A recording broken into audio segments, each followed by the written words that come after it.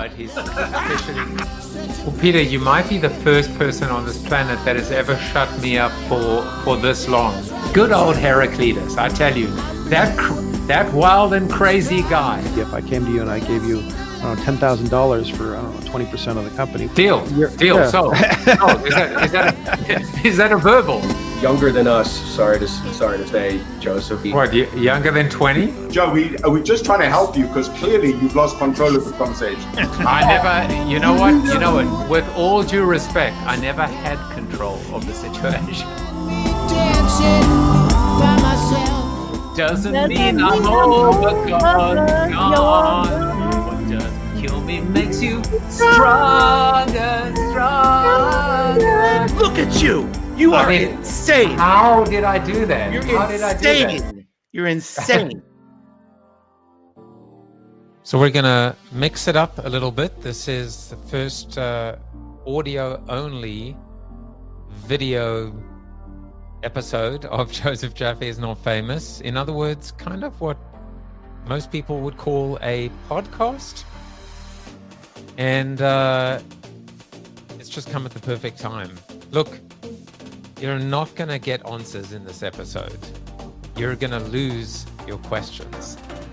I sat down recently with Dr. Kapil Gupta, a man who doesn't believe in advice, doesn't teach frameworks, and doesn't care if you agree with him. Hell, he didn't agree with me probably 90% of the time. He doesn't trust experts. He doesn't peddle 5-step salvation, and says most of what we call growth is just performance. We talked about the illusion of enough, not to dismiss it, but to expose how deeply it's been misunderstood.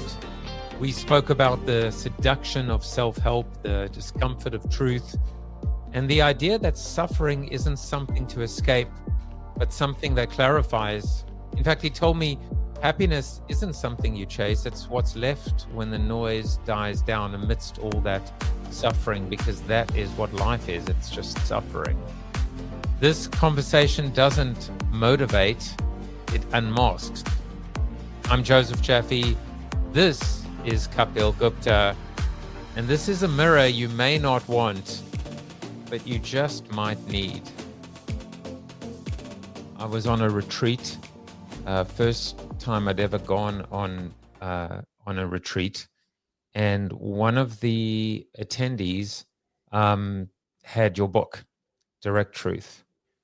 And I started reading it vociferously. And there was one thing that just jumped out at me, which I just kind of remembered.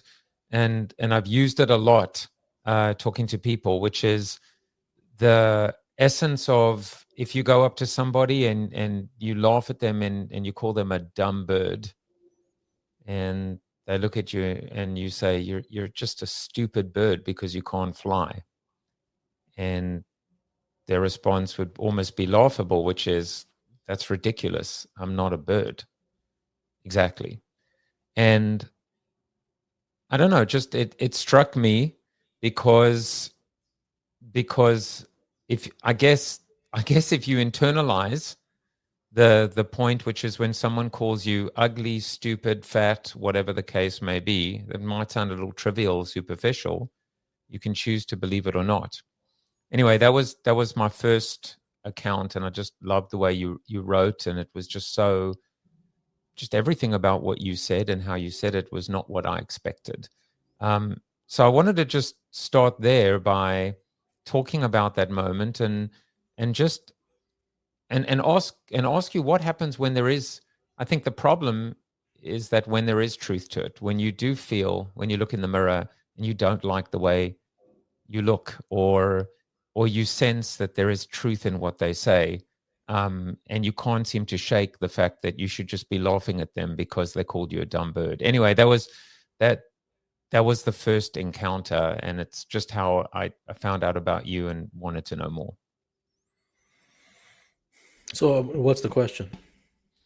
Well, I guess the question is it's all very well to basically laugh it off and say, well, I'm not dumb because I'm not a bird and I shouldn't be flying. But what happens when you do feel that there's truth in what they're saying, whatever that truth might be? But I'm saying that when there's an emotional reaction, one does feel the truth in what they're saying, regardless of whether it actually is true or not. The emotional reaction occurs precisely because the receiving person does feel that there's truth in it. And so when there is truth, is there a better way to react or a better way No, to I deal just with it? don't. I mean, you're going down the wrong road with me. Like I don't believe in this conscious reaction and wait 5 minutes and it's all not what happens to you, it's how you react to it. I mean, you've entered the road of self-help, and I just don't believe in those things.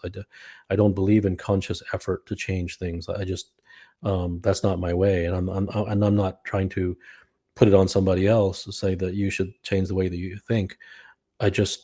I wholeheartedly and categorically, fundamentally, foundationally disagree with everything in self-help, self-development, and all the magazines and the experts. I don't even go near that fire. So I don't. It doesn't make any sense for me to answer that question because I don't even register it that way. No, I understand that, and So then asking me how we should react, it doesn't go anywhere. that's fine. So I'll step back from that, and I intend, I came into this. I mean, I expect to be, I expect to strike out often because I'm going to do my best in my own clumsy way to try and just have a conversation with you, which is why, I guess whether it's being vulnerable or not, or just being truthful. And I know, like, you have particular thoughts about truth and about self-help. So I'm a coach, or at least attempting to be now, and I'm trying to find my path, and I'm trying to find the path as well, and certainly not perfect as well. So you feel, I mean, again, let's go into self-help. You, as you say, categorically and fundamentally do not believe in it. How do people get help? How do people help themselves? How can we help others? Like I think that whatever question that people ask me, usually the answer is never in the direct answering of the question. It's usually even the foundation upon which the question is based upon. I fundamentally disagree. So it's kind of like you asking me, well, how many cows do you have? And you would assume that I have a farm full of cows. And I'm saying that the fact that you had to assume that I have a farm full of cows first before you asked me how many cows do I have. And I'm saying the assumption, I'm not saying it's wrong, and I mean, that has to be very, very, and I go out of my way to say this in every podcast because I mean it. It isn't a disclaimer. It's just I mean it. I don't want anyone to tell me how to think, so I have no interest in telling others how to think. When you ask me a question, you're getting my take on it. And I'm not saying that you should do it my way or anything like that. I mean, I don't even want you to do it my way. So even when you ask, well, how do people, I don't care about people. I mean, I'm sorry. The masses are the masses. They don't do anything anyways. So I don't like to have useless conversations addressing a population of humans who don't do anything anyways. So there's a reason why very few are successful in the domain. There's a reason why very few get anywhere in any dimension of life, whether it's life itself, in finding peace or freedom or whatever it may be, or whether it's a craft or whether it is, whatever the domain is. There are the many and there are the few, and there's a reason for that. That isn't dumb luck. So to the world, the experts, the magazines, the media, everyone, for everyone, their king is the masses, and that's not my king. I disregard the masses. Why would the king be someone who doesn't get any results? Why would they be the focus of anything? That I fundamentally I can't fathom that logic. That to talk to people who are unhelpable, that makes no sense to me. So I'm disinterested in the question of how do people don't. You could have Jesus Christ on your podcast, and people wouldn't get anything out of it. Okay, so like To help the unhelpable is nothing that I have any interest in. If you want to ask me about truth, if you want to ask me about genuine questions, feel free to do so. And but I'm not interested in like, oh, the masses should do this and the masses should. I'm not here to waste my breath. That population doesn't interest me, and I'm not saying it shouldn't interest you. You must do whatever moves you. So everything that I'm telling you is based upon things that are really not aimed at anyone. I just like to speak the truth, and even what I just said now is the truth, and you don't have to agree with that. But so I'm giving you sort of the foundation of where I come from. Not that where I come from is correct or that you should follow that. It's just you're asking me, so I'm giving you me. And that's all I want. I'm just going to respond. As I said, I've no. There are a few things that I want to talk to you about, which I'll get to. But even in your response now, you spoke about helping the unhelpable, and you spoke about the masses. I don't think I'm interested in either. I don't think I'm interested in helping people that don't want to be helped, and I'm not interested in mass either. I guess that's the world we live in, which is a world of sound bites and self-help gurus, and the ability to scale. And there are all these different ways of looking at it. So I don't know if that's just a necessary evil or an inevitability, but I know that you work with individuals, and maybe that's part of it, right? Which is focus on one person and at a time. I don't know. Yeah, I mean, do you have a question?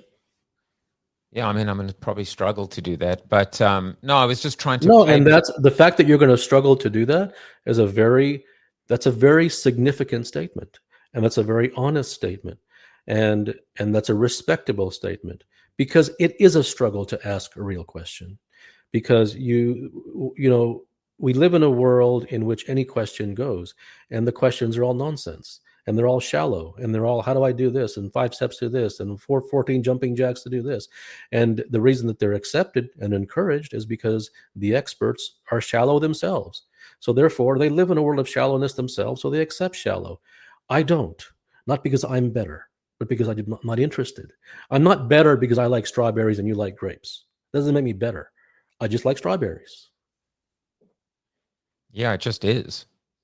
So like, I mean, I guess the point is when people talk about my truth or the truth, that's probably irrelevant as well, because you're just saying it is. You're not necessarily saying that your truth is. Yes, I'm always interested in what is the truth. What is, rain falls. Okay, that's not an opinion. That's a fact. And so I'm interested in what is the truth, because I know that that's the only thing to get in line with. That's the only team to be on. I don't want to be on the experts team. I want to be on the truth. That's the to use your earlier word, bird. That's the bird I want to be flying with, because that's the only thing that exists. Why would I go anywhere else? What is the truth? Well, it depends upon the situation. Like everything has a truth. Like if you go to a door and you want to unlock it, there's a key which opens that door, and you have a bushel of keys, and most of the keys, maybe even all of them, except for one, will not open that door. And the key that you put in that opens the door, that's the truth, because it unlocked the door. Now, that isn't a good key or a bad key or a spiritual key or a self-help key or a positive aphorism key, or it's nothing. There's nothing about it that's good or bad or wrong. That's just the key which opened the door, which was your goal, was to open the door. Nothing more, nothing less. That's the truth. So what's the truth is a blanket, open-ended question which doesn't have any context. So to me, it's all about looking in any situation, in any goal, in wherever one wants to go, in any pursuit or whatever circumstance. It's about finding the truth. What is the undeniable, hard reality truth about that, as opposed to what is the 5 steps and how do I get better and what is the this and what do the experts say and what are that's a fundamentally flawed question to me. Because The door doesn't open according to what the experts say. Right. The door opens according to the key which communicates with it. And so why would I want I'm not saying that you should, but I'm talking about myself. Why would I want anything else? Why would I want to add any more garbage or any interference other than that key? Nothing else matters. For me, I mean, I asked the question in the least amount of words, but if I gave you a little bit more, I mean, my biggest fear personally is dying, and I have this recurring fear, and as I've tried to delve into it a little bit more, I've thought about regrets and not realizing potential, and there are lots of ways to kind of add to it.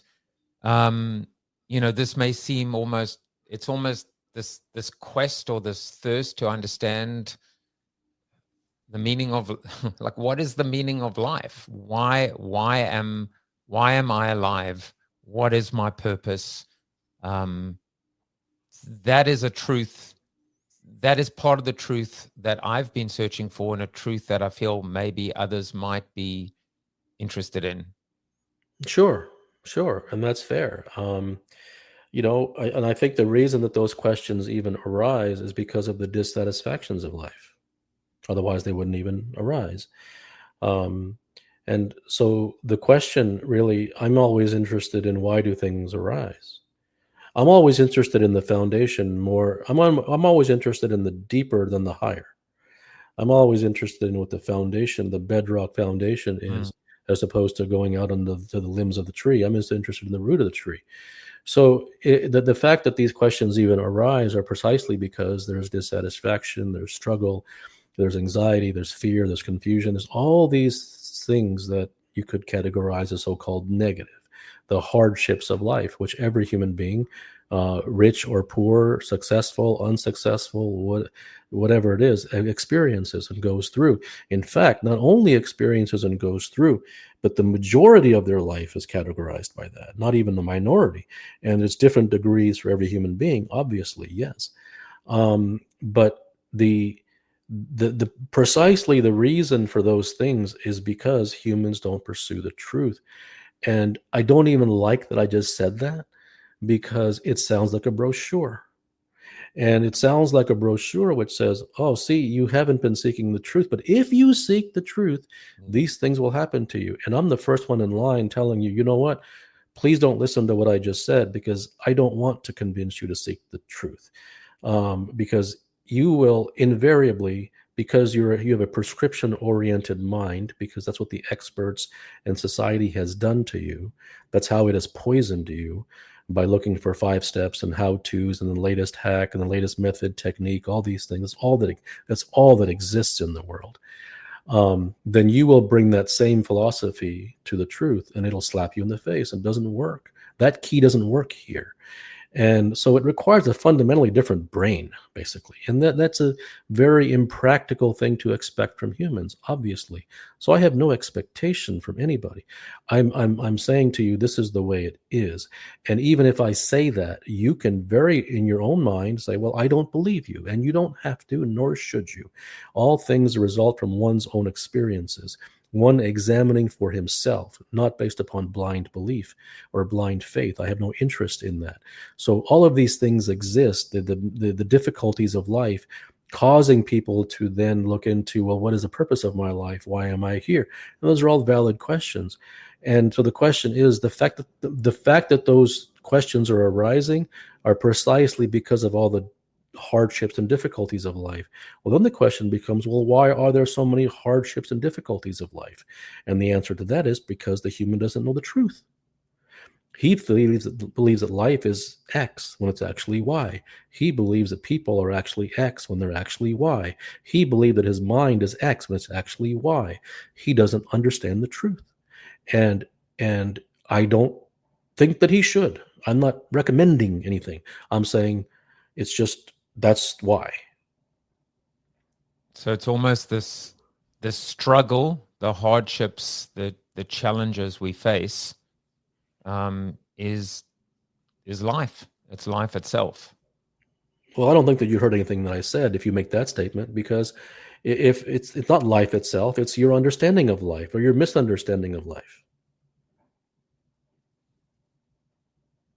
So the perception, the internalization, as opposed to the thing itself, because the thing itself just is.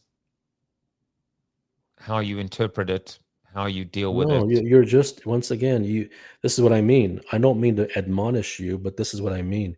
No, it's You fine. need you need like 20 years of my work before you even ask me a question. Okay? Not because my work is good, but because you have to know where I'm coming from, and you have to have the mirror held up to your face to recognize the depth of your own conditioning. Every question you ask will come from the bucket of self-help, because that's the well in which you are stuck. And that's the well in which everyone is stuck, deep down in a big hole. So every question will be some variation or some version of a self-help question. Even in that last question, you mentioned, how do you react to and how do you perceive? I'm not talking about any of that crap. I'm saying the leaf is on the tree, and you think the leaf is coming off the edge of a telephone pole. Okay? That's what I'm saying. That isn't a perception. You misunderstand. And so if you live your life according to the leaf coming off a telephone pole, you will suffer. There's no perception or how you react to it. Or it just this makes me angry. Those kind of it's just garbage, just garbage. There's no. It's not fancier than that. It's not understanding what life is. It is not understanding how things are arranged. It is not understanding the truth.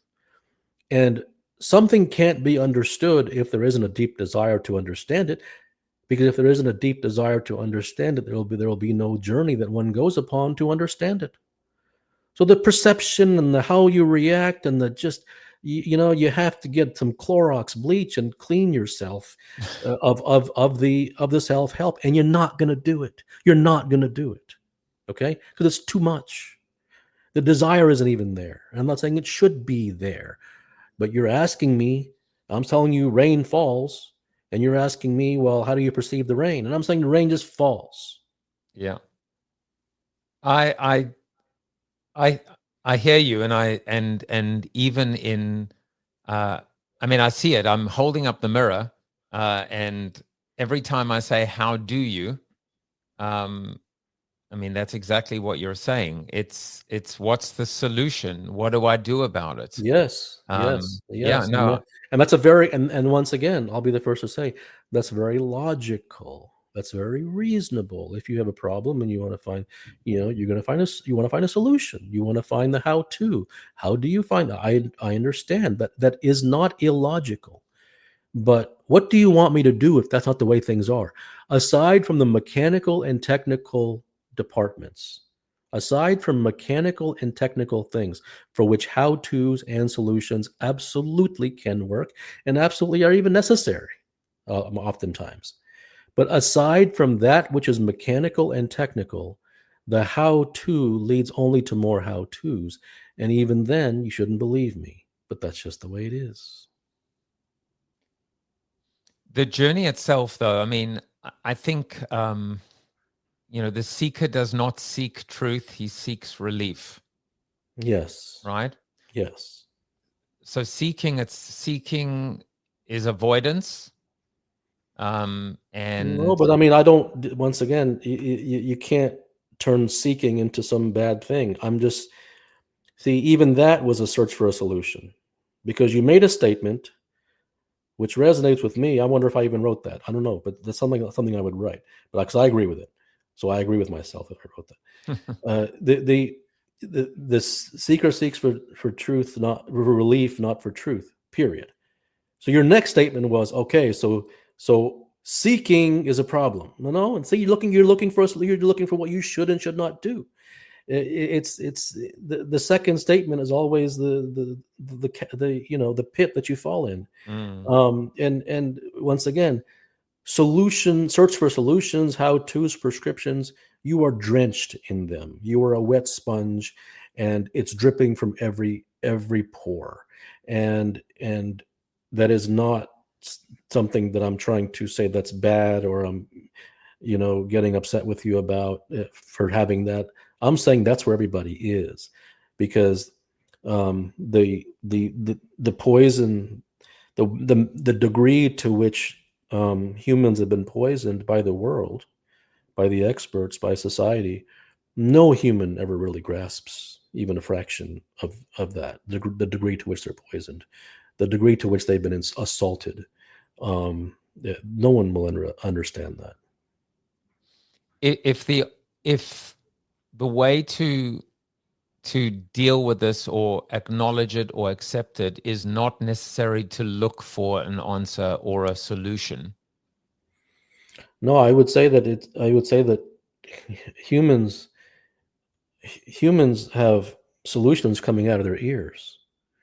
They don't have any questions, because their questions are all centered around the cosmetic solutions.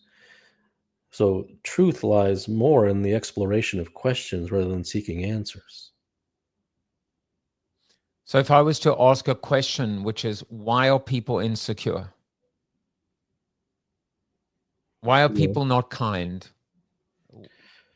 Yeah, and I would say that the reason for that is because they don't understand the truth about insecurity. They don't understand the truth about where it comes from. And see, every question that you ask is the tip of a mountain, and that tip is based upon that tip is at the very top of a mountain beneath, and that mountain that is beneath, which is holding its tip, the mountain which is supporting that tip, is the mountain of garbage, is the mountain of assumptions, is the mountain of brainwashing and conditioning and ideas and concepts which simply are not true. Therefore, the tip of that untrue mountain will ask questions which are based upon the garbage beneath it. There's a whole lot of assumptions which you're asking the questions 19 levels deep, and the first 18 are not true. So the question is not true. It's like asking me how many, cows do you have? The assumption that I even have a farm full of cows was not true. So you need to back up. So I will back up. I'm a bit of context. I've written myself 6 books. I used to speak a lot. COVID hit.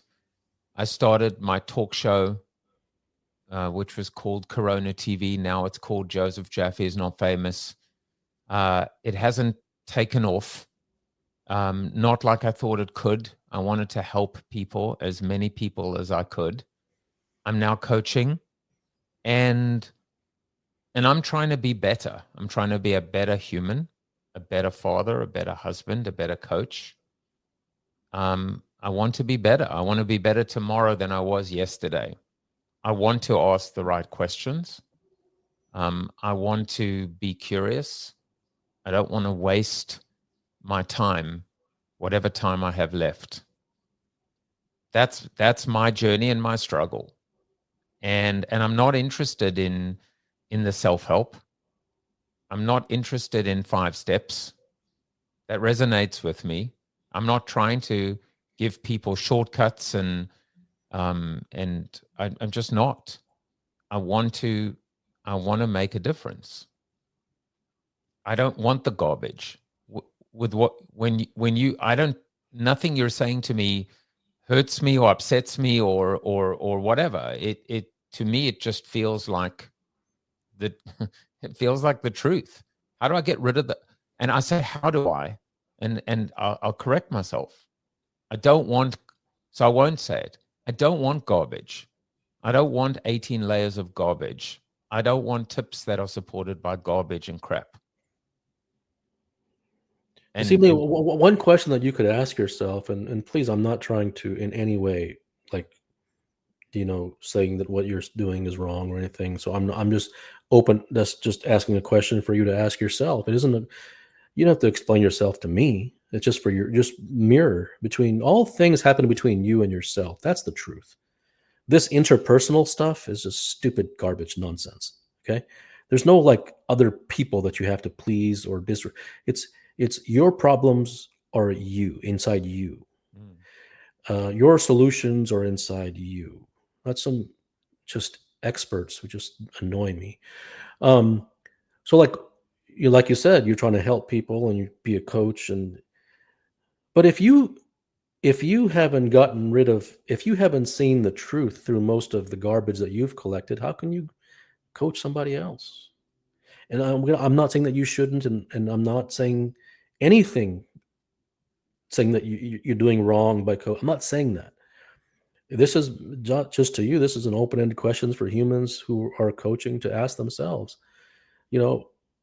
teach what to whom about what? Like it is the greatest teaching is becoming. So unless someone has seen through his own garbage, he's just garbage meaning the conditioning and the brainwashing, the assaults upon him from society. Unless that itself has been worked through in their own life first, how can they not give garbage to the people they're coaching? It's kind of like I think Gandhi had this thing where somebody came to him, a kid, and said, I want to get off sugar. And he said, come back in 2 weeks. And he came back in 2 weeks. And he said, the reason I had you come back in 2 weeks was because I wanted to get off sugar first. That's truth. That's genuine. But everyone, all these coaches are passing around just garbage. It's a recycled garbage machine. Coach what? Like, who are you? I'm not talking just to, I'm just you, meaning rhetorically you. You know what I mean? Like, yeah. Every human being must examine themselves and say, like, where am I? What coaching? Coach what? Coach one to learn more garbage? Don't they have enough already? I hate coaching. I think coaching is the demise of society. It's a distributor of more garbage. Unless a human being cleanses themselves, or doesn't matter if they fully cleanse, at least if they're on a genuine, deep, undeniable, sincere journey of cleansing themselves, all they're doing is there's just one person in the assembly line of when they receive the garbage, they pass it on to their student, which is what's going on all around the world in every domain, from spirituality to skill development, to sports, to business, coaching this, coaching that, coach. This. Human beings were meant to be coached. Human being isn't an invalid, idiot, like brain dead, and he comes on earth and then the coach is supposed to make him. It's just, I don't know. I don't know what to say. No, let's talk about that, because there are, well, let me just continue that. You said human beings aren't meant to be coached. I want to talk about leadership for a second, because something that I think you say is only the serious deserve to lead. And you talk, and I mean, what is leadership?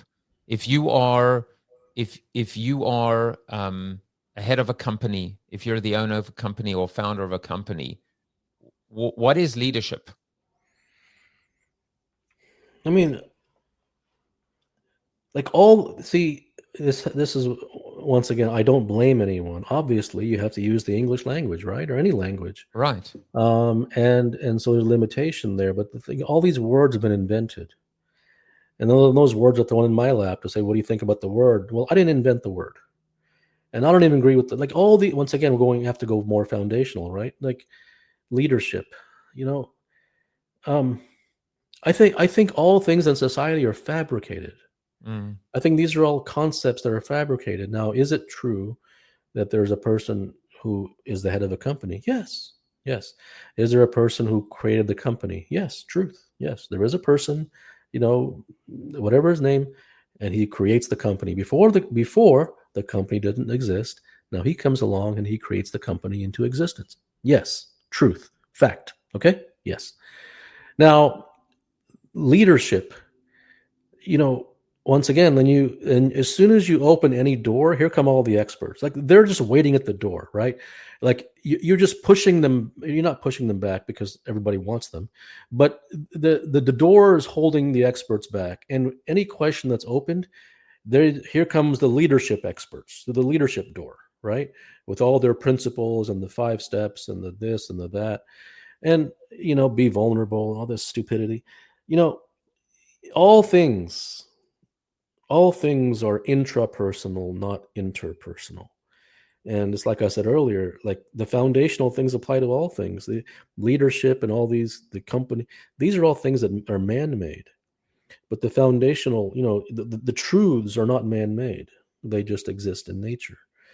And so they're applicable to all things. They filter through all things, regardless of your role in the fabricated society. So all things are about the human himself becoming whole.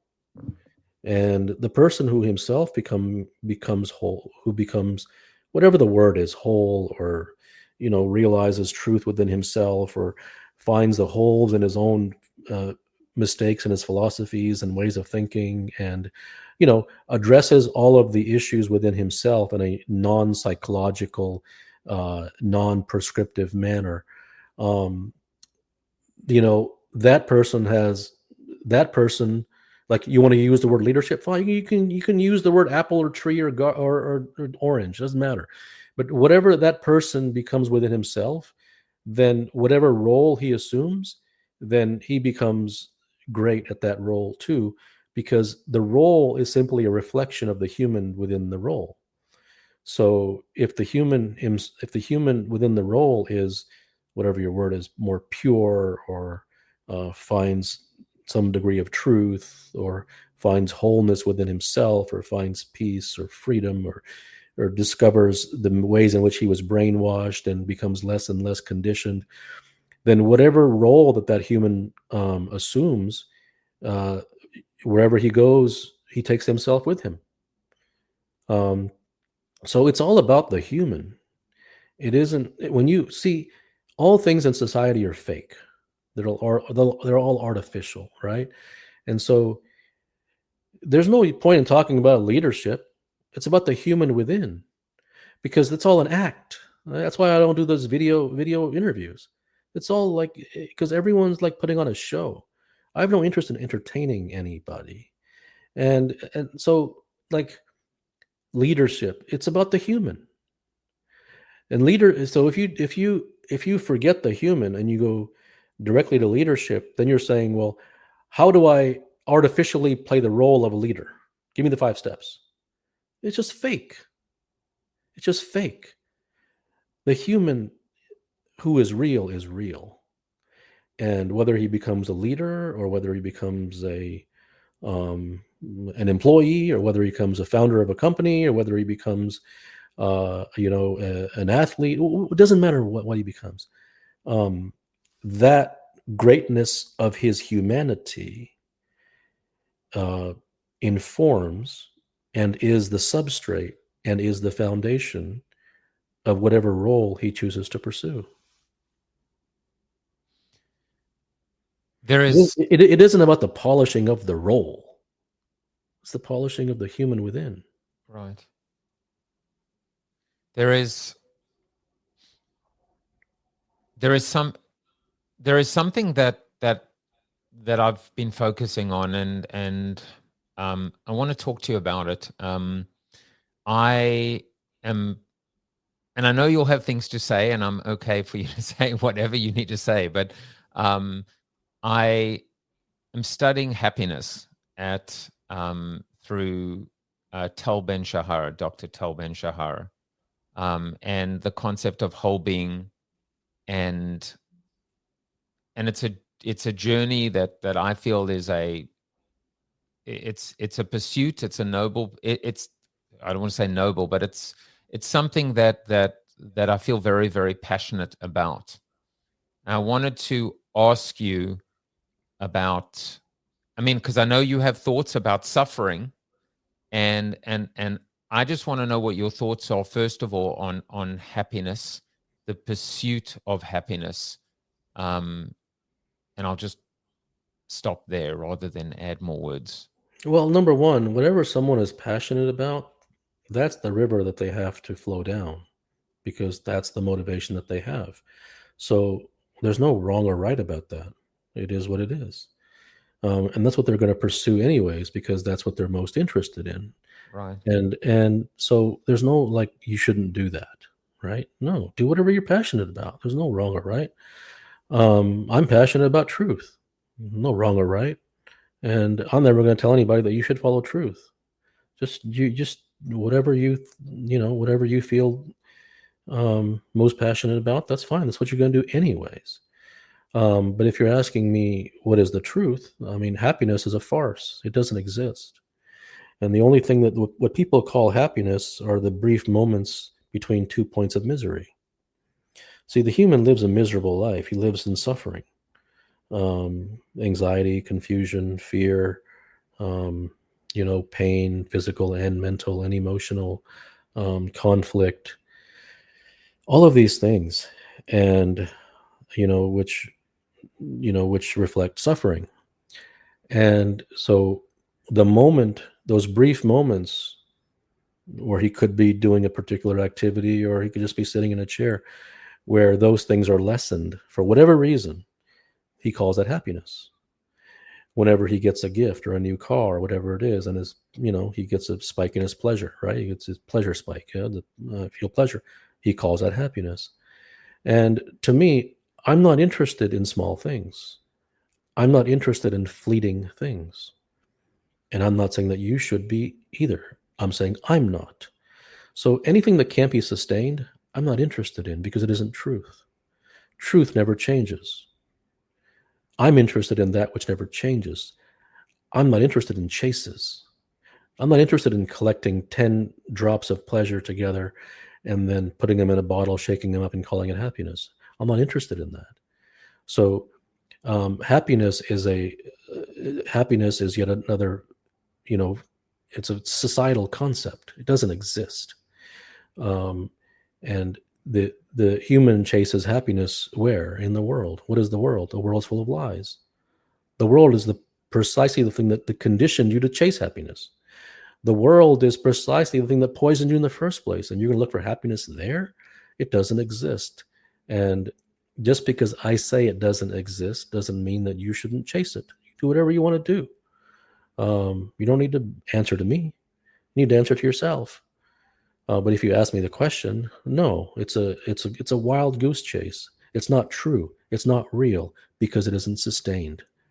And that which is chased directly doesn't really happen. All things are side effects. And so the question I'm always interested in, what are things a side effect of? What is the root from which these things arise?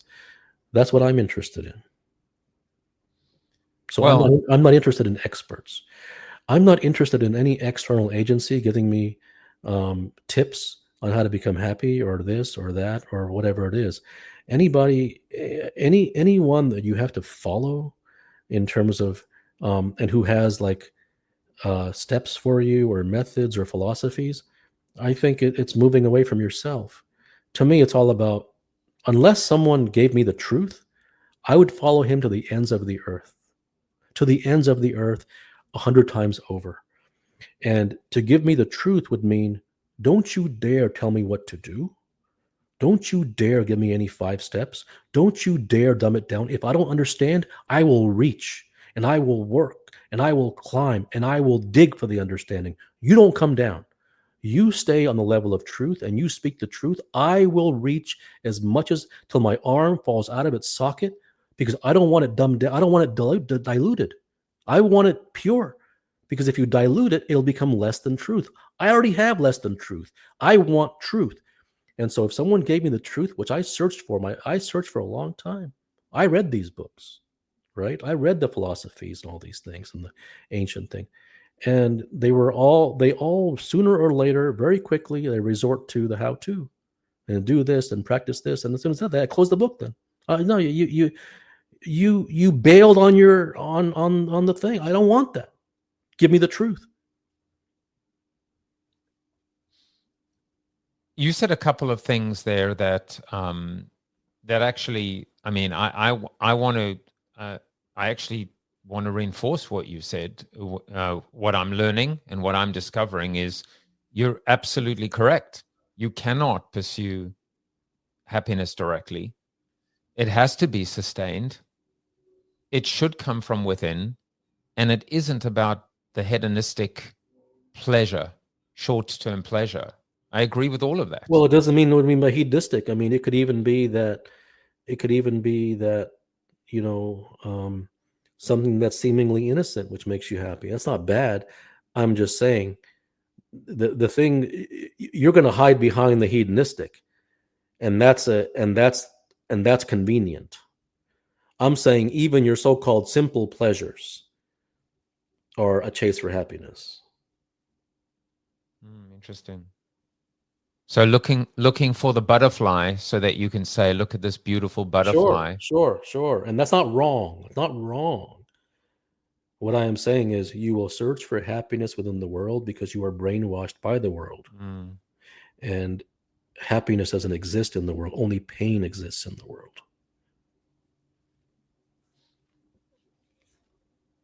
That's, I mean, I wish I had something. I just want to let that sit and just process it for a second. Well, that's way better than coming back with a question. So I won't come back with a question. Something that, to me, is almost like this bridge between the leadership component and the happiness component is the word sufficiency, as in enough. What is enough? When is enough? I would love to hear your thoughts on the notion of enough. I don't know. You're just creating more words and throwing them at me. I don't know. What do you mean? Like, I don't know what you're saying. Sure. I mean, enough money, enough fame, enough fortune. But that's once again, that's a conditioned concept. Yes, of course. You know, and that basically what you're basically saying there is people seek too much, and therefore they should be content with what they have. And going back down that same, I don't care about that. Like, you can't cherry pick words and say because that isn't a genuine question. It's a leading question. It's not true. It's a leading question. Yes, let's talk about how we should all be content with what we have, and we become gluttonous and look for. Come on, I'm not interested in that. Like that's more societal, self-helpy crap. I don't care. I mean, I don't know if that's what I'm saying, which is we all should be happy and content with what we have. Well, the implication of your question was that people seek more, and that they should be with enough, whatever your words are. Let me get the essence of what I'm saying, not the word. Like, you know, enough. The fact that even came into your mind was born of you should be happy with enough as opposed to looking for more. And why is that? And why is that a bad thing in terms of? It's not a bad thing. It's just more preaching. It's more preaching. It's more self-help stage preaching. Okay, whatever. Like if you want to think that if you for yourself want to, that's enough, and I don't want to say, well, fine. But what preaching? Like I don't want to go. Yeah, you're right. Yeah, let's just all kumbaya and be happy with enough. And that's a preachy thing. I'm not interested in preaching. I don't even preach the truth. I don't even preach the truth. I don't even recommend that people follow the truth. Forget these concepts. I have no preach. I have no interest in saying kumbaya and boys and girls, let's be happy with what we. I just that's just the fingernails on a chalkboard to me. Everything's about you. I like the truth. Period. Nothing more about that. There's nothing deep and profound about that. Okay, I just do. I'm not saying you should like the truth. I'm not recommending the truth. I'm not, and like I've always said, you put a gun to my head and saying, should I seek the truth or not? I would say, don't do it.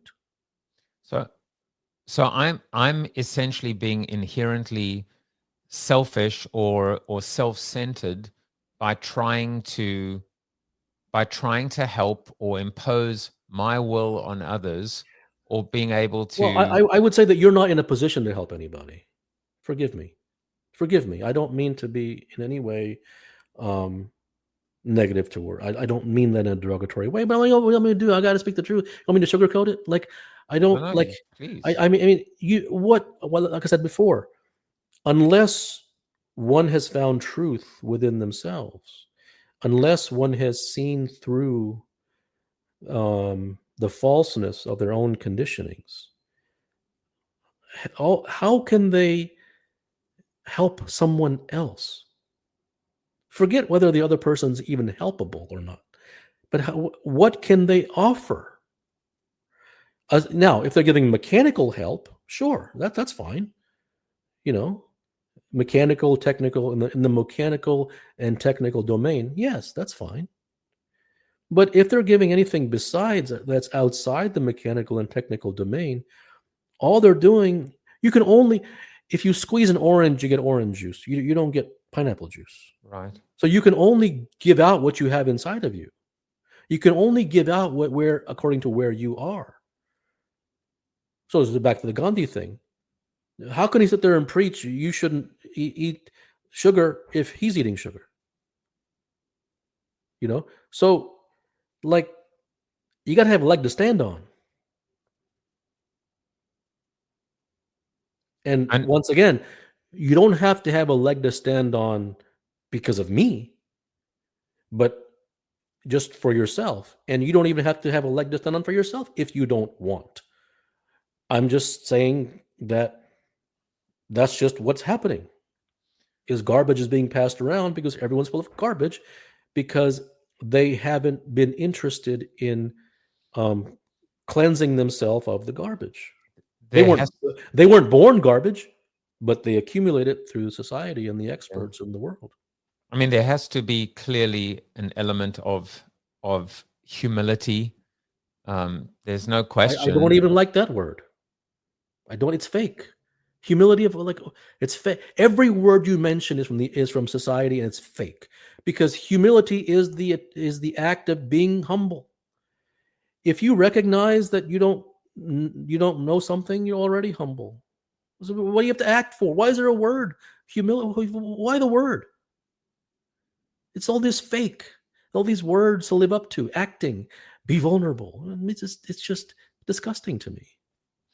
So what do we do if the very way that we communicate through words, and these words are junk and garbage, and we're falling into traps by saying, there has to be a deep desire to learn the depth of one's own conditioning and brainwashing. Okay?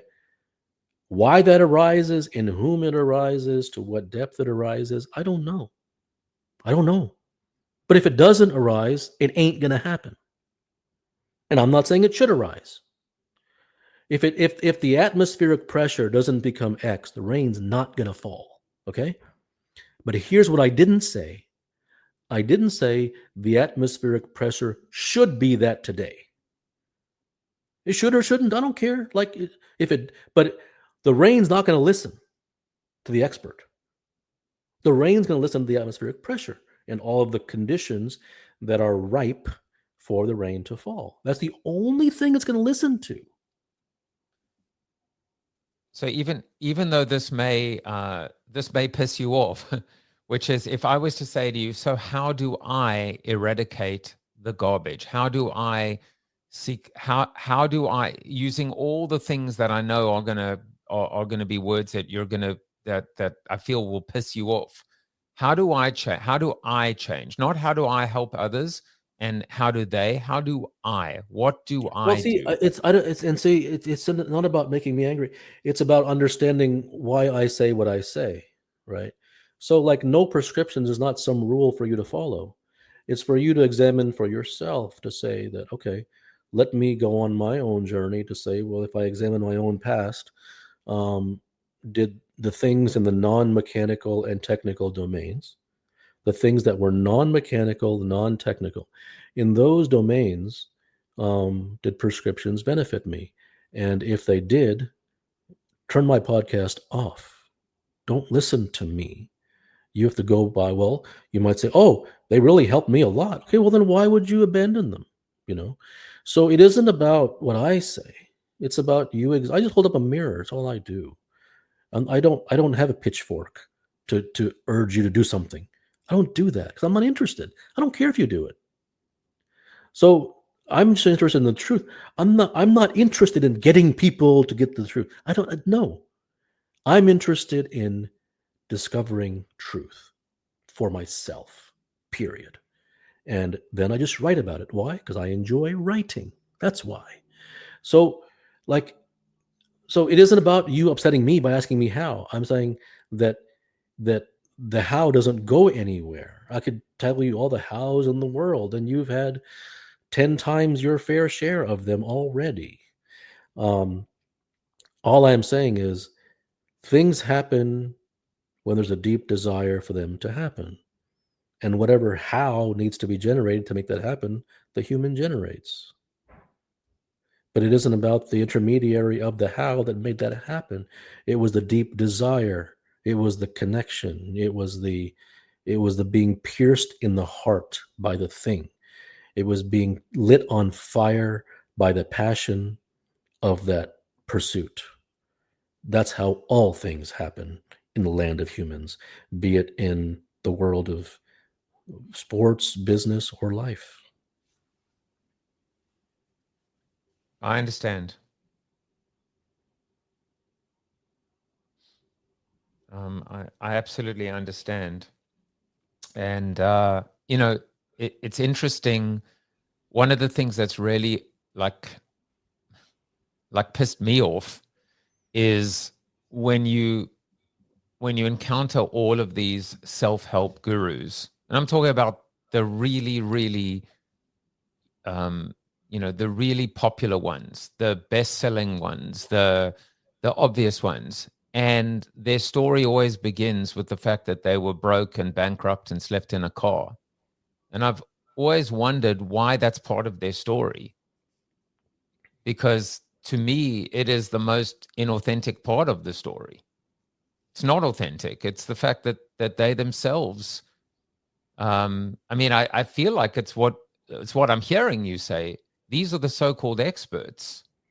And part of their story is, look at my arc and how I was able to turn ruin into fortune. And and I can do the same for you. And I just find that to be fundamentally a fundamental disconnect. Well, I would say from someone, even if one is a best-selling expert, selling garbage, the part that made them go from having nothing to having something is actually the most significant part of their story, because they actually had the desire, they actually had the drive to make that happen. Because that's, even if you're selling garbage, to go from living in a car to get to that place, that's not a small thing. And so there is respect there in any domain. Now, the fact that you're preaching 5 steps to become happy, that's a separate thing. Like that's garbage. But that making yourself into something, I think, is very difficult. And so that deserves respect.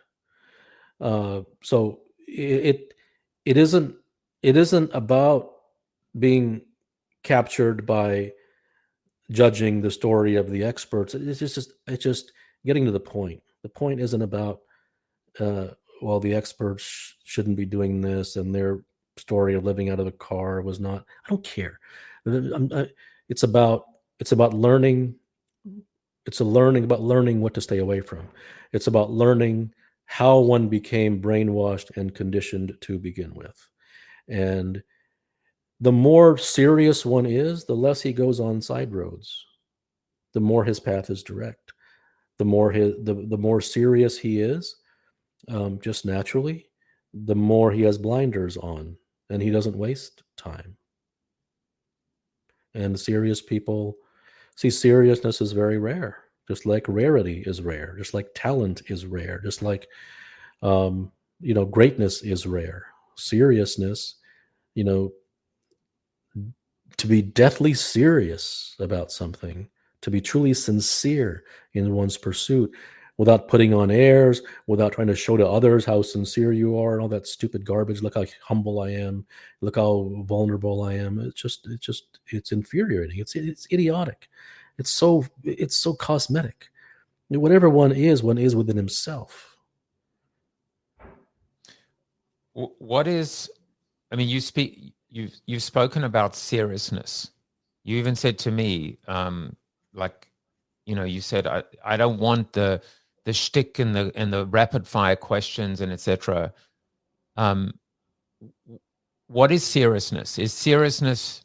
I hear focus. I hear the ability just to be. Yeah, I mean, it doesn't deserve a dictionary definition. It's just one is serious. One is just hell bent on something. Come hell or high water. That's what they want in their heart, not on their lips, in their heart. And it's not a good thing or a bad thing. It's not a good thing to be serious or a bad thing not to be. It's just, it is through seriousness that all things are accomplished. Because one will do whatever he has to do to get there, not because someone told him, but because for whatever reason, whatever crazy reason, that desire has taken him over. He's become obsessed. Interesting. That's how all mountains are climbed.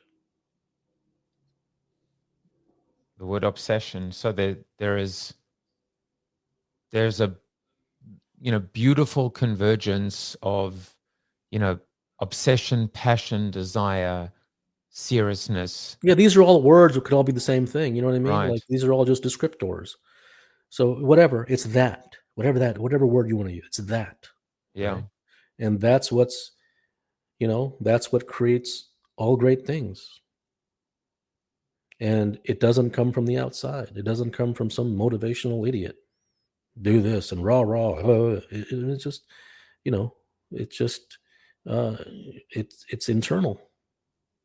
These people, right? The people that you talk about, the self-help gurus, etc.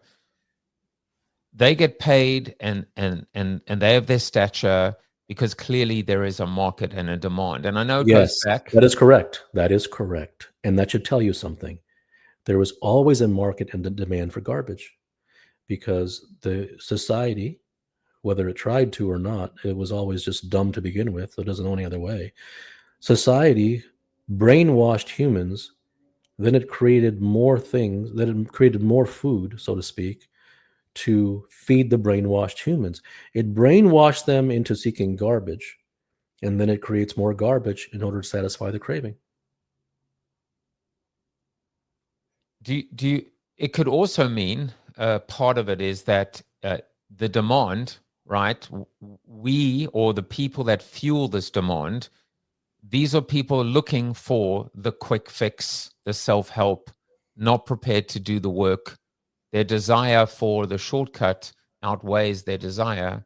Well, I would say the irony is that there's nothing wrong with a quick fix as long as it works, as long as it lasts. Yeah. And the irony also is within that pool. See, there are obviously those who are insincere and they want the fluff because they'd like to be entertained. There are those. And then there are those other ones who actually are, as you say, so-called willing to do the work. But they're lumped in with the fluff because they have nowhere else to go.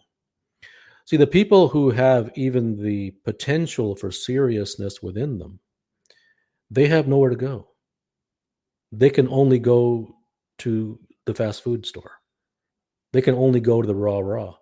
They can only go to the experts because those, it's ironic. The brainwashing ones are the only ones that exist. So they have no choice. If someone is really interested in, self-realization or wanting to find freedom or peace or whatever it is, they can only go to self-help and spirituality. It's all that exists. There is nothing else. So even the ones who so-called, putting to your words, are willing to do the work, are willing to climb the mountain, They have nowhere to go. There is no truth. There has to be. I Okay, mean, well then, if that's your pursuit, then you should go find it. no, but I'm saying, I mean, could they not come to you? Sure. Yeah. I mean, I don't see, because I don't like, and part of this is my personality, right? I mean, we all are a certain way, right? You know, I don't like to say, come to me. I don't like to say, read my work. I don't, in fact, I go out of my way to do the opposite. Don't read my work. You know, like this is how I am. I get squeamish when too many people come and read my work. Mm, I don't know. I can't explain. I just don't like it. understood. So yes, I could say that, but I don't want to sound self-congratulatory, like, oh, I'm the only one, and I don't want to, like, that. Even saying that brief sentence there makes me squirm. So if you happen to think that something that I wrote, you found truth in it for you, not because I said, for you, great. But that's because you did it, not because I brought you, I enticed you. That's just how I am. I don't like that. So if you think that if something that I write resonated with you, great. That's between you and the words. I didn't really do anything. No, I hear you. And I guess what I was saying is it was very interesting to me when you said the people that sincerely want and need and are prepared to, there's no outlet for them. They end up Yes. going to, Yes. But it feels sometimes maybe that almost like hopeless. There has to be hope. There must be hope. And that's I mean, even that's there's no such thing. I mean, I mean, how many sacred cows you want to kill today? I mean, you can't just, you're gonna leave here empty with no liver, no spleen, no heart, no lungs. I mean, how much things you want to leave empty with? I mean, what do you want me to say? I mean, I'm not the one taking them away because they never existed to begin with. So if they were fabricated into being, it's not my fault that I'm taking them away. They never were there to begin with. These are just mental machinations. That's all they are, right? I mean, I have hope. So Okay, well, then that's fine. I'm. It is a very difficult concept to believe, and I've said this in my podcast too before, that there is no truth in the world. It doesn't exist anywhere, in any corner. Okay, go find it. And because the human mind logically and reasonably will say, come on, I can understand that there's not that much, but come on, and say there's nobody other speaking the truth. That's a stretch that's fine. I understand that sounds like a stretch. I understand. And so never will you say you should believe me. Never will I say that. It's like, go find it. And maybe you're right. And if you do, hang on for dear life.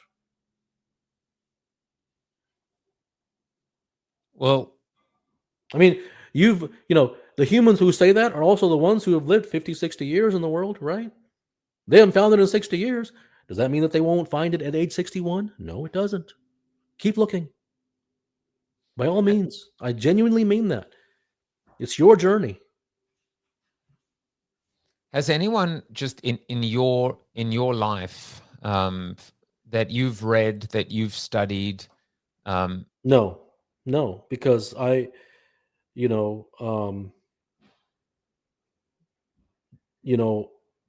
some translations of the Xin Xing Ming. Why? Because I love it. I just love it. Okay, I love the matter of factness of it. So I think there's truth in the Xin Xing Ming.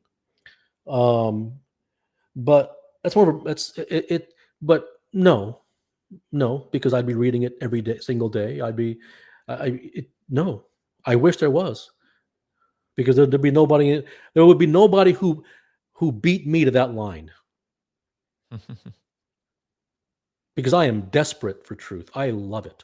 It's my passion. It's my everything. So if there's a source of that, I would be. But there's, once again, I don't want to get emails saying, "Oh, read this." Just stop. I'll block you. Don't send me any garbage. I don't want to hear it. Don't send me any emails. I don't want to see them.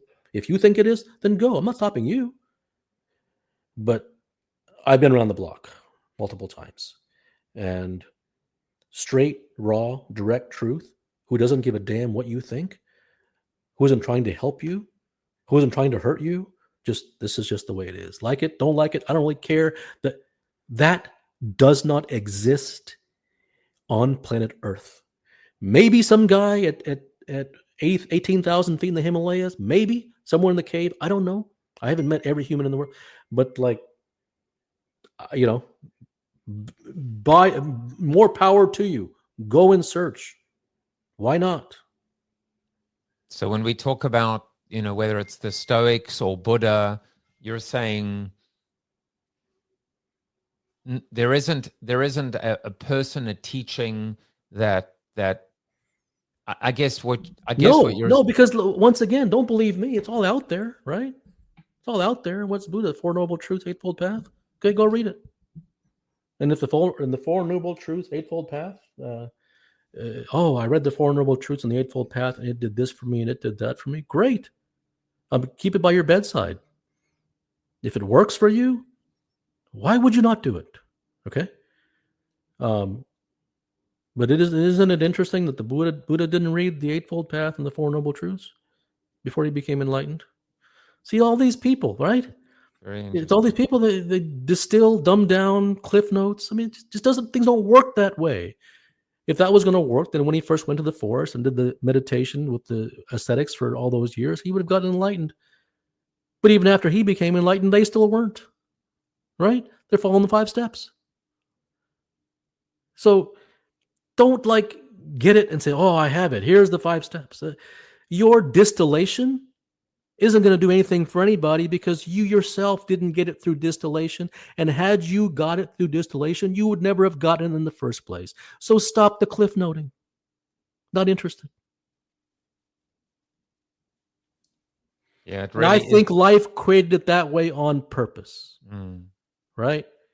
If you aren't willing to climb the mountain yourself, walk through the hell barefoot, no oxygen, slipping on the ice, risking danger, falling into the crevice, you don't deserve it. And that's the way life created things. It didn't create things for those who are seeking summaries or tips. Those are for the pretenders. Those are for the wannabes. That's why you can't read a biography and become the person who wrote the autobiography. Things don't work that way.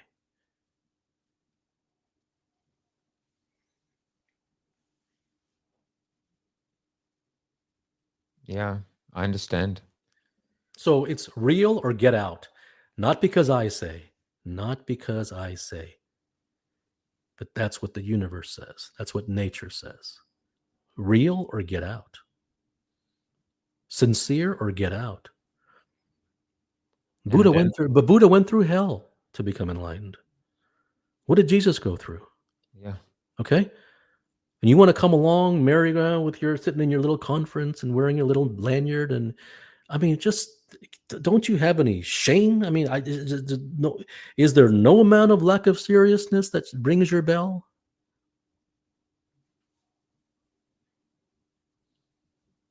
Well, to me, it's most people either willfully or otherwise choose to live in that world, in the lanyard world, in the guru's and I can't blame anybody because there's no other world that exists, right? So you have to have the DNA which actually begins to question that world. We're talking alien land now. Okay, you got to be an alien. Like the Matrix, like people just choose to live in that world rather than. I don't even think it matters about people. One must examine himself. Save yourself. That is a good place to start. How do you learn, or how do you grow? How do in a normal day? Well, I mean, I'll be honest with you. Like, it's interesting. I'll be honest with you. Like, the desires that we have, we don't choose. They choose us. And you could have all the debate you want as to why they choose us, where that comes from. No one knows the answer to that, right? They just, I don't know. So we are chosen by our desires, and that determines the trajectory of our lives to X degree. And I have a deep and passionate desire for wanting to know the truth about how things work, about what the reality is, about the strings behind the stage, about how the universe works, what life is, what the mind actually is. These things are deep within me. I didn't put that there. I didn't choose that. And so the truths that come to me, they just appear. And maybe it has something to do with because I have that deep desire, which I myself am not to be given any credit for to have gotten because I didn't put it there. It just appears. It's channeling. When I write, it's channeling. I don't think about it. It just channels, just flows right through. So I don't do anything for like the growth and I'm like, that's like, when you hold up a cross to keep the devil away, that's what that is to me.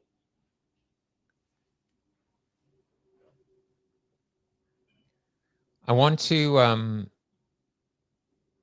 talk a little bit about, it may seem a little trivial, but it's where I spend a lot of my time, which is working with entrepreneurs and business owners, and trying to help them, but realizing that where my desire, the desire that chose me, is not the helping them to run a better business and pursue what they believe is their goal, whether it's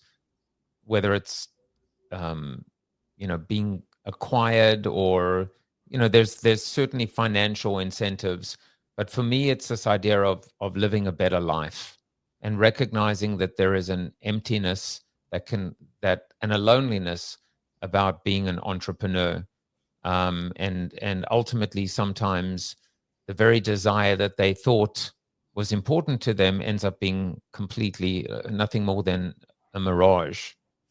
I just love to, I want to be more significant. I want to make more of a difference. I do not want to be the quick fix and the self-help. I don't want to provide answers at all, except maybe help them find those answers. And so with that said, I would love to hear your thoughts on the on entrepreneurship, and ultimately how how this type of leader can be more significant, and I'll just Well, stop see, there. every human being suffers, and they suffer as a human. They suffer within the four walls of their home. They suffer in their car. They suffer wherever they go to work. They suffer, in whatever their professional position is, because they bring that suffering with them wherever they go. And that's why it's all about addressing the suffering within the human, because wherever they go, they'll bring that with them. So it's about, it really is all about deconditioning. And in order to help someone else be deconditioned, one must first be well on the road of deconditioning themselves.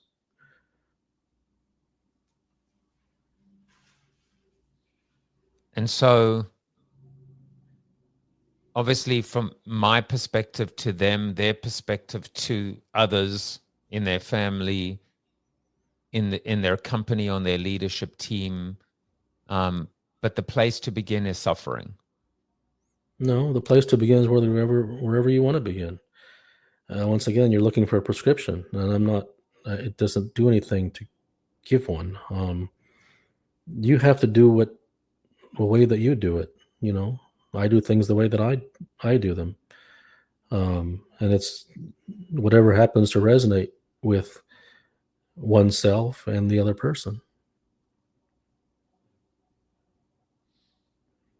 I hear you, and I just I'll ask just maybe in a slightly different way, and trying not to be prescriptive, because I mean, you've said this, right? Prescriptions destroy humans, and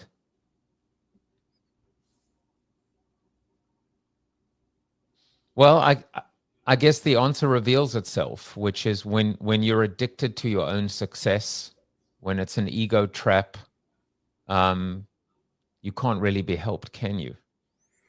Or No, I mean that's just another brochure, man. That's just another preach. It's that's way too branch of the tree as opposed to the root. Once again, you're preaching that you shouldn't be egoistic and shouldn't be, that's back to the are you content with what you have and enough. I mean, it's more preaching. because that just is. It's just no. I mean, it's whatever. Like, I'm not interested in betterment. I'm interested in getting to goals. The arrival. Not, oh, my shirt is a little bit less dirty today. Isn't that nice? I'm interested in big things. And so, I mean, what was it, Mesner, who climbed the Everest with no oxygen? He was the first one to do it because he was the only one who actually had that desire. I mean, I'm interested in big things, and I'm not interested in having someone have a little bit less ego or getting better at this. And I don't care. I'm interested in Everest. I'm interested in the big things, and so the people who tend to resonate with my work, not that they should, but for whatever crazy reason they do, that maybe they have a desire for big things. I'm not interested in the small and the menial and the 1% better today and all that coach talk. I hate all that stuff. I have here's a big thing that I want to focus my time on, which is, well, I'm gonna take a step back, which is I want to hear what your thoughts about an epidemic, about income inequality, about capitalism, about a world that we live in right now. And I don't even know where you are in the world. I'm in the US. Yeah, I'm in the US. I want to know. I want to be able to, if I'm going to be, if I can make a dent, and I know these are buzzwords, but still, I'm trying to focus on that. I'm trying to focus on what comes next after capitalism. And I want to study and research, and that's my journey, which is to fix what I believe is almost an incurable problem. That's a big thing. Whether I'm full of shit, and whether I'm arrogant, whether I'll look in the mirror and say, "Who am I? I'm nothing. I'm insignificant. Who cares that I've written 6 books? I can do that. I have no problem doing that."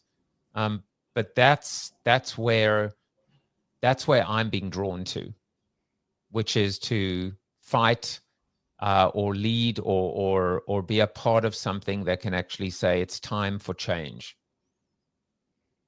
And I'll take any criticism but no. I mean, it's like I said earlier. I keep coming back to the same things. Whatever you're passionate about, that's what you're passionate about. So, that's why I try and connect with like-minded people. But what are your thoughts about that? Well, I'm not like-minded in that regard because I don't care about the world. I didn't say you. I'm just saying. No, but you're talking about like capitalism and what's the next thing after capital. Like those are all worldly things. I'm not interested. Is that not a good question to ask? No, it's what your passion is. So there's no good or bad. I'm not interested in worldly things. I'm not interested in what comes after capitalism and what's going on in the world and the state. I don't care. That isn't my focus. I'm not interested in the world. I'm interested in truth. So I already dismissed the world wholeheartedly. I mean, just one big basket. You're talking about what goes on in the world. I don't care. The whole world is not interesting to me. So I don't care about the details of the world and the capitalism, the politics, and the X. I don't care. I'm not saying you shouldn't care. You clearly do. That's your interest. So you have to go by what your interests are. But don't you feel That isn't a real question? Obviously, I don't. So No, for I you know. to begin any sentence with "don't you feel" isn't a real question. That's a leading question. That's an attempt at convincing. That isn't a real question. Don't you feel? And if I started it with "do you," Well, you can cosmetically change anything you want. It's all about getting the essence of what I'm saying. well, I was gonna ask you, and I was gonna say in the words, don't you feel like you have a? I know the answer is no, but I was gonna say, don't you feel that you have an opportunity, an obligation, and No, hell no. I'm not no, I know the obliged. answer is no. I hate the word. I'm not obliged to anything for anybody. No, that makes me angry. I have no obligation. I know it. That's why I asked you the Right. question. Don't ask me that word. That word makes me cringe. I have no obligation to anyone. Does anybody have any obligation to me? Anybody have any obligation to you? There's no obligation. I have no relationship with the world. I don't owe the world anything. I don't ask the world to do anything. What I I'm have an interested in, obligation. what I'm interested in, I'm interested in. What you are interested in, you are interested in. I feel like I have an obligation to you, which is one of respect, of or giving you, recognizing a gratitude, for example. I mean, I have gratitude towards you for doing this, for giving me a piece of your invaluable time. Well, that's just I don't think that's an obligation. That's a reflection. That's a reflection of your nature, right? That's a reflection of your nature. So it's not a wrong or a right. So if I hold the door open for somebody, right? It's not an obligation. I'm not good because I held the door open. Mm. I just wanted to hold the door open, right? So it's like I don't. These words are too strong. They're too conceptual. They're too preachy. These responsibility and obligation, and you have like I don't. These words are like I just I don't. They're like flaming pitchforks to me, right?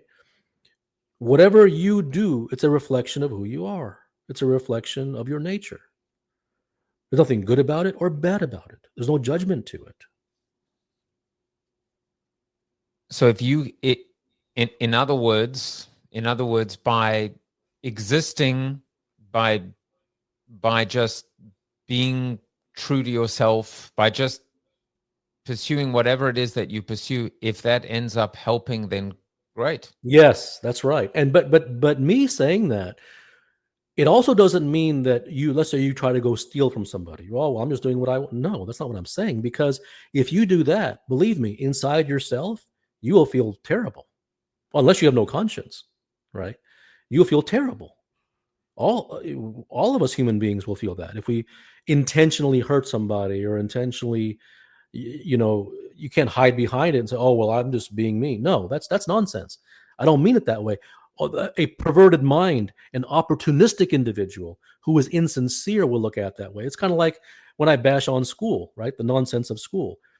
That's why, like anyone who comes to me, they have to have a certain level of baseline. What's the word? Like decency, right? Because I'm not going to go to "thou shalt not steal." You should already know that, right? I shouldn't have to say that, right? So when I bash on school, if someone who's insincere listens to that, I say, "Oh, great! I'm not going to go to school. I'm going to sit home and watch TV all day. I'm going to hang out with my friends in the street." That's insincere. That's not what I said. A sincere person who was listening would try to get the essence of the message, not just the words, to not just conveniently cherry pick the words for their own base needs, right? The base pleasures. So a person who, let's say if I bash on school, might say, oh, so the spirit of what he's saying isn't that I should, avoid doing work so I can go home and watch TV. It should be, no, what he is saying is that inside of school, there's a lot of cosmetic things. And then if I really want to make something of myself, it really has to do with pursuing something that is deep inside of my core. And in fact, he will work even harder and he will do even more, in fact, than school requires. That's sincerely listening to me. Because if you don't have that sincerity, you can easily be led astray by my words, because you will just cherry pick them like everybody does. You'll just cherry pick them for your own base needs. So when I say you are who you are and you're not good or bad, that doesn't mean you can go out and hurt people. That's not what I mean. That would be to be an outrage specialist. That would be to not listen to the essence of what I am saying, which is that there's no judgment in terms of what we do, but is a reflection of who we are. And if we decide to do nice to someone, that's good, but that's a reflection that you're just a nice person then, right? But it's not a good or a bad thing. It isn't a responsibility. It isn't an obligation. All these super, 10,000-pound words. Yeah, I get that. I mean, the two things that you said there that really resonated. One is the reality is that when we cherry pick, it's also selective. Yes. And subjective, and we can distort and we can use these words. Yes. That's right. And that's then right. And the other that's insincerity. That's insincerity right there. And the other thing is living a life of of being referential. I mean, I know the quote, which is comparison is the thief of joy, but which probably makes you squirm, the phrase. Because it is so well used, but that is the essence. We do everything based on what people think of us and comparing ourselves to others, as opposed to just existing and doing and being, I suppose, the best version of ourselves.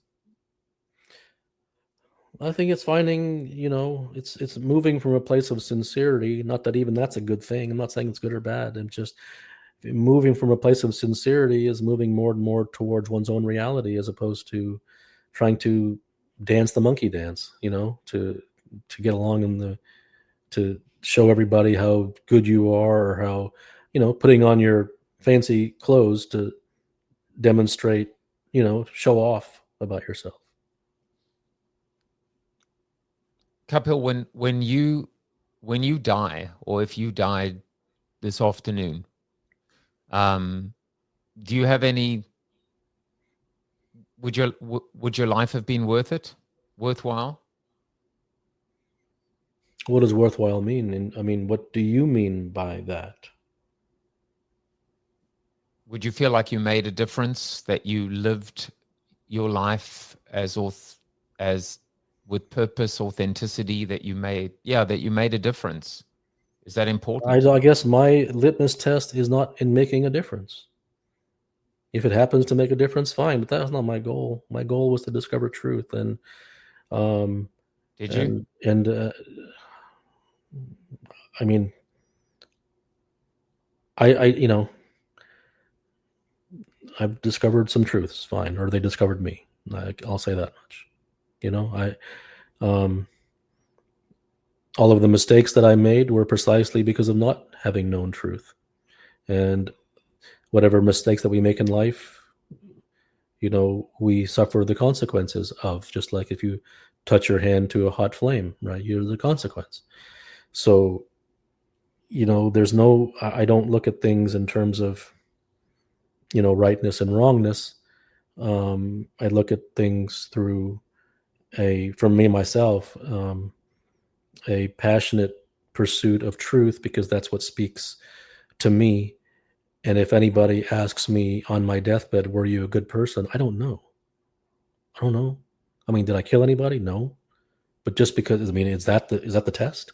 That if you don't kill somebody, if you don't steal from people, if you don't go out and try to harm people, that means you're a good person? I don't know. I mean, because then if you say you're a good person, that means you did nothing wrong then, right? Like, Because if you're a good person, why would you do anything bad? Why did you make those mistakes? Why did you, so like, that's just a slippery slope of a thing, of the good and bad thing. It's just like, it just doesn't go anywhere.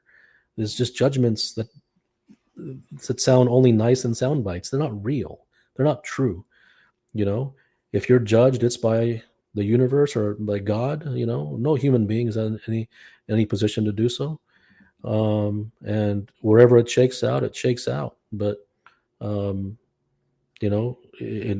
my pursuit of truth, I feel is the path that is most sincere and perhaps most directly related to the essence of the divine. And that's what moves me. And I'll never call myself good for doing that. I just like it.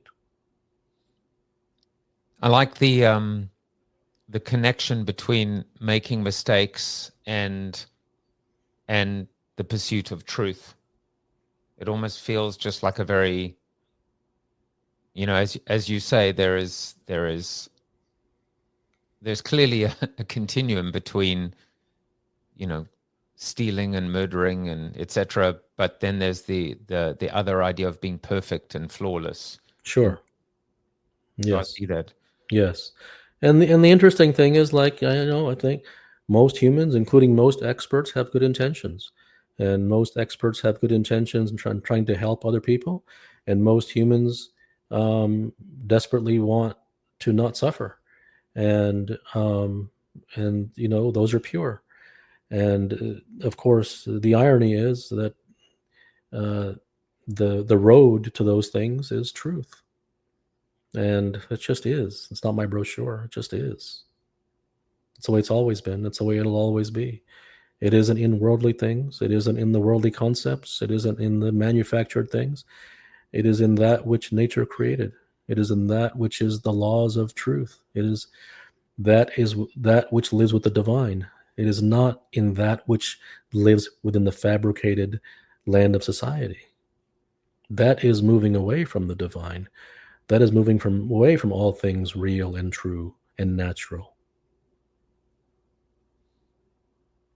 And yet we still struggle so much with it. I mean, I even think in the environment, hell, in every relationship, whether it's family, whether it's friendship, whether it's work, we struggle to just tell the truth, either in fear of you can't serve two masters.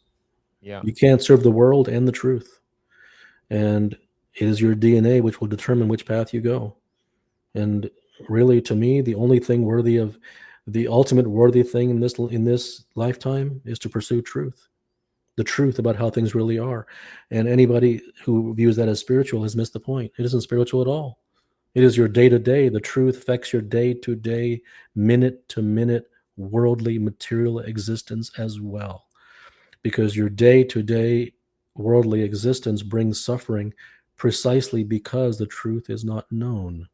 The truth about your worldly suffering, the truth about your day-to-day, the truth about who you are, the truth about your interpersonal interactions, the truth about your pursuit of success, the truth about everything. It isn't worldly. It isn't this, when I'm 80 and I'm dying and I'll pursue the truth. It's stupidity.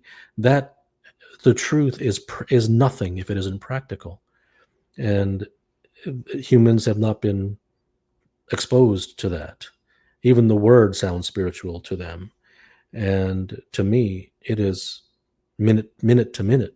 It is literally what's more materialistic and practical than turning the key in a lock to your home, right? So to me, it's everything. It's the only thing. It's the only thing worth pursuing. And it doesn't mean you abandon even the pursuits, even the worldly pursuits that one has in his life for his relationships and success and finding more peace or lessening their suffering. That's all the pursuit of truth. There's no abandoning, I'm going to abandon my chase for success. No, that's stupidity. No, there's truth even in that pursuit of your success. It permeates everything. So to me, it's the only thing.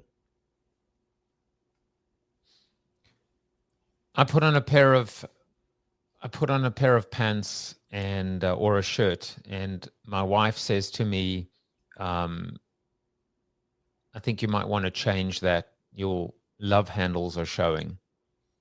And I snap at her because I guess I'm embarrassed by my love handles. I'm assuming good intention. She's trying to help. And yet, and even if she started off by saying, "Can I be honest with you?" And I say, "Sure, of course. Is there anything but honesty?" The reality is I can't handle the truth. No, How do because I? I mean that's I mean, you have to look at things in a more wider lens and more foundational level. You know, it's that would get to the truth of insecurity, right? That would get to the truth of interpersonal relations. Yeah. That would get to the truth of why communication, what communication actually is. That would get to the truth of what relationship actually is. So all of these things that you're mentioning are branches of a tree. And the truths about all those things are in the root of that tree. So it's coming once again, not more detailed, but more foundational. And the more foundational, if you affect the root of the tree, the branches automatically get affected. But everyone's trying to affect the branches. All the experts are branch experts. Mm. So I always go fundamental and deep as opposed to more detailed and more peripheral. Because if you affect the branches, then you have, how many branches does a tree have? So you don't have enough years in your lifetime to fix all the branches. There's only one trunk. And the roots, there may be 6 roots. I love that. All right. I want to ask you really just two more questions. One is, what do you see in me based on, or any just reflections, or dare I use the word? I won't use the word advice or feedback. No, I would just say that it just you're like every human being, right? A person who wants less suffering for himself, a person who wants to do good in the world, but a person who's deeply, deeply conditioned and brainwashed, as you should be, because why wouldn't you be? It isn't an error, because that's the only, you become that which you are most exposed to. So in this case, it isn't even a most. Humans are exposed not mostly to the world, only to the world, exclusively to the world. So why would they not become the world? Why would they not become society? Why would they not become the concepts and a card-carrying, societal, brainwashed individual? Why would they not? Unless they turned around and lived in a jungle and said, I reject everything. And that type of human is an alien. He's very rare. So if you're not like that from birth, if that isn't your DNA, if you aren't iconoclastic by birth, if you aren't contrarian and reject all things until they are proven to you at birth, you are food and fodder for the world. Look, I'm not gonna. I accept and embrace suffering. Of course, I want to suffer less, but I accept it. I want to do good, and I do not want to be brainwashed. I do want to decondition. Then the only way is to pursue the truth. And I hope that you understand that I'm not recommending it to you. If something is the only way, it's the only way. It doesn't mean I'm recommending it. So it is the truth behind all things. What things really are, not what you think they are, not what you've been conditioned to believe. To me, what else is a human life for but to discover that? Well, there's certain things that I can infer in terms of connecting the dots today, and I don't need to do that for others. They can do it for themselves. But I certainly have all the dots, and I know where to make the connections. I don't need to restate them for you because you know them already. But I do want to ask you one more question, which is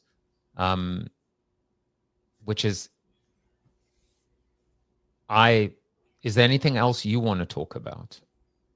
This is not about a question I could have asked you or should have asked you, because that's a stupid question that a lot of hosts. I just want to know, like, is there anything else that you want to talk about today? No. Asked and answered. I do want to thank you profusely.